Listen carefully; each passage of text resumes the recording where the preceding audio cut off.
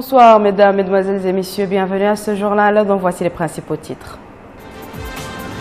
Le ministère de l'Équipement et des Transports planche sur l'élaboration d'études spécialisées en perspective du démarrage de l'aéroport international d'Oumout Tounsi.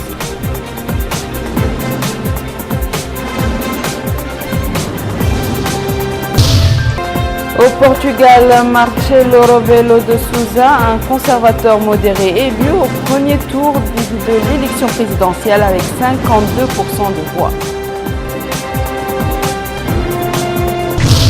La vie reprend son cours normal à New York et dans les autres États du Sud après la tempête de neige et la levée de l'interdiction sur le transport public. Merci mesdames et messieurs de vous joindre à nous. Mais avant de passer au développement de ces titres, le courrier du président de la République, M. Mohamed Abdelaziz, a réitéré dans un message de félicitations au président de l'Inde, Pranab Mukherjee, à l'occasion de la fête nationale de son pays, sa volonté de continuer d'œuvrer au développement des relations de coopération unissant les deux pays.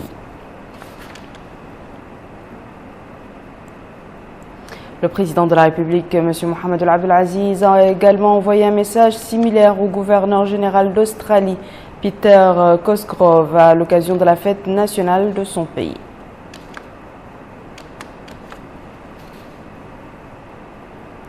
Les travaux de l'aéroport international Oumout Tounsi sont en passe d'être totalement achevés et l'infrastructure pourrait même être opérationnelle au courant de cette année. En attendant, des dispositions doivent être nécessairement prises pour accompagner la mise en service du nouvel aéroport, notamment en termes de sécurité. Le ministre de l'Équipement et des Transports y a déjà réfléchi. Il a organisé ce matin un atelier qui se penchera sur l'élaboration d'études techniques et d'un plan d'action dans la perspective du démarrage des activités du nouvel aéroport. Arabi Adeda. L'aéroport international Oumout Tounsi Nouakchott compte ouvrir ses portes dans un avenir proche. Ouverture qui mettra fin au service de l'actuel aéroport. Comment transférer les équipements et services vers l'aéroport international Oumout Tounsi de Nouakchott en toute sécurité? C'est la question à laquelle répondra cet atelier organisé par le ministère de l'Équipement et des Transports. Le ministre de l'Équipement et des Transports, Mohamed Oulkhouna, a mis en exergue à cette occasion que cet atelier permettra de visualiser toutes les étapes à mettre en place pour garantir le transfert des équipements et services en toute sécurité pour les usagers de l'aéroport. Afin d'atteindre ces objectifs, les participants à cet atelier étudieront plusieurs études techniques, dont notamment, a ajouté le ministre, le contrôle trafic région, CTR, destiné à protéger les vols à l'arrivée et au départ d'un aérodrome. Les participants à cet atelier auront à suivre des exposés détaillés présentés par des experts dans le domaine de la sécurité aérienne. Cet atelier se déroulera sur 2 semaines. 2 semaines et pratiquement tous les secteurs publics importants ont été associés. Nous avons avec nous les experts de la SECNA qui vont nous accompagner dans cette étude. Et également, nous avons tous les experts nationaux, en premier lieu les experts de l'Agence nationale de l'aviation civile qui sont dépositaires de la réglementation nationale et sur la base de laquelle toute cette étude de sécurité va se dérouler. Les participants ont pu suivre un exposé relatant les efforts consentis par le ministère de l'Équipement et des Transports pour permettre de garantir une sécurité sans faille pour le nouvel aéroport. Le rapporteur de l'ONU chargé de la torture et autres mauvais traitements, Juan Ernesto Mendez, est en mission dans notre pays. Il a eu ce matin une séance de travail avec le commissaire aux droits de l'homme et à l'action humanitaire, M. Tourad Abdelmalek, séance élargie aux responsables du commissariat.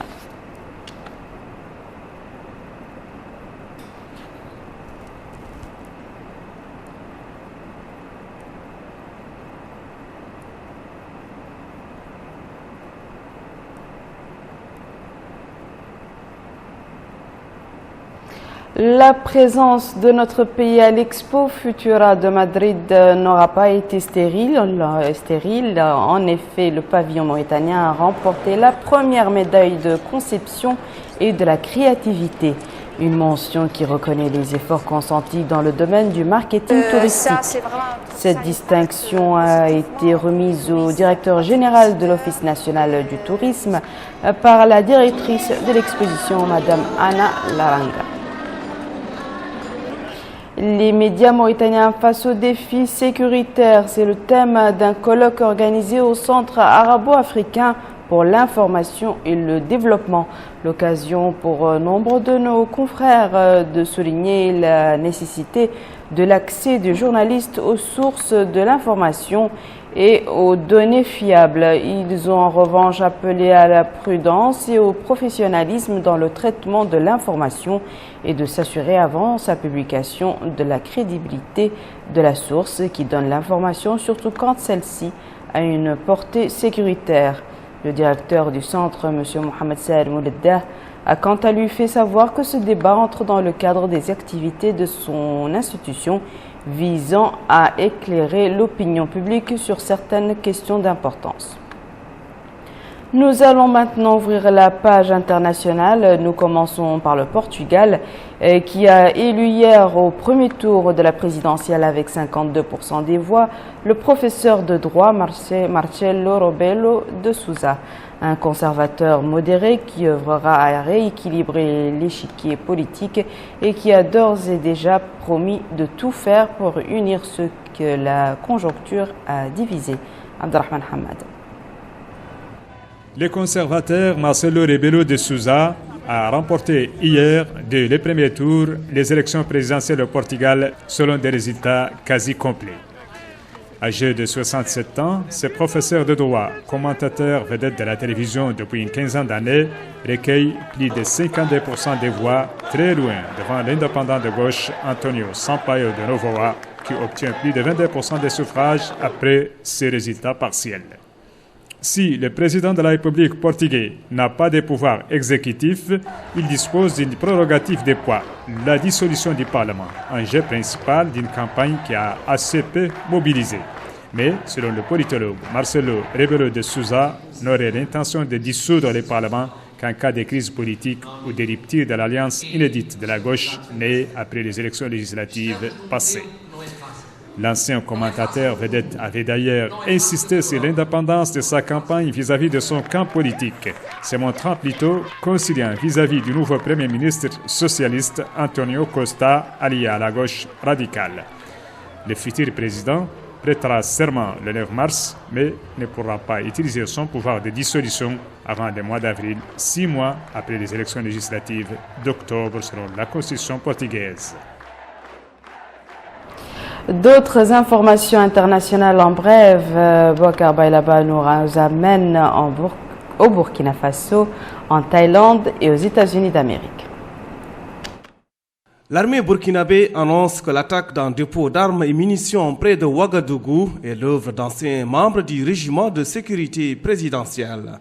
Une annonce faite au cours d'une conférence de presse. D'hier à aujourd'hui, le bilan fait état de 11 individus arrêtés, tous de l'ex-RSP. Les opérations sont toujours en cours. Un grand morceau de métal qui pourrait provenir d'un avion a été retrouvé le long de la côte au sud de la Thaïlande. Mais les autorités de la Malaisie ont prévenu que rien n'indique pour l'instant que cette découverte serait liée à la disparition du vol 370 de la Malaysia Airlines, survenu il y a près de 2 ans. La pièce de métal incurvée mesure environ 2 mètres par 3 mètres. Une seule pièce provenant de l'avion a été retrouvée en juillet sur les côtes de l'île de la Réunion.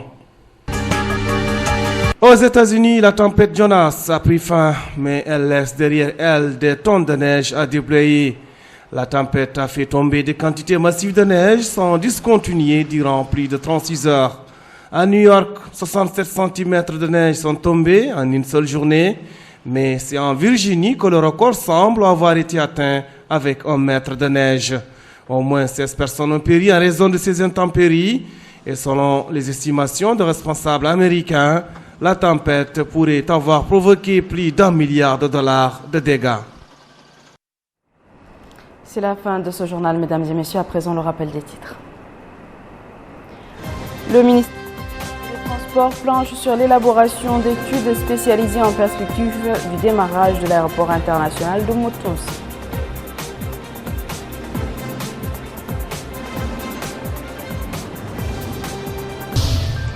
Au Portugal, Marcelo Rebelo de Sousa, un conservateur modéré, est élu au premier tour de l'élection présidentielle avec 52% des voix.